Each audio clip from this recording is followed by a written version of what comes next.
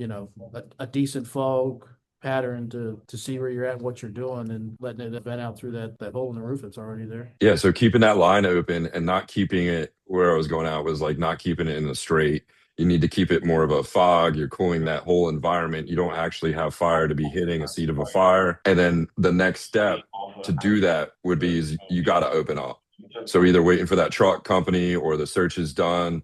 We got a bar in my hands, start opening up those walls and getting water on that fire. But at no point, as far as your experience level, once you get up there, you got to know that you're going into a zero visibility, high heat situation.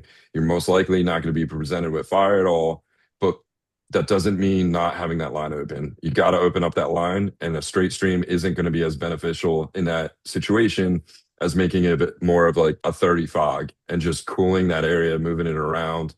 And then the next step after that search is done is opening up those walls, getting to the void spaces, finding the fire, and putting that out. It's almost like just boom, boom, boom. You gotta know those steps, and hopefully, you're cohesive enough. You shouldn't really have to communicate too much of that, and we're just going to do our jobs, and that's going to be the most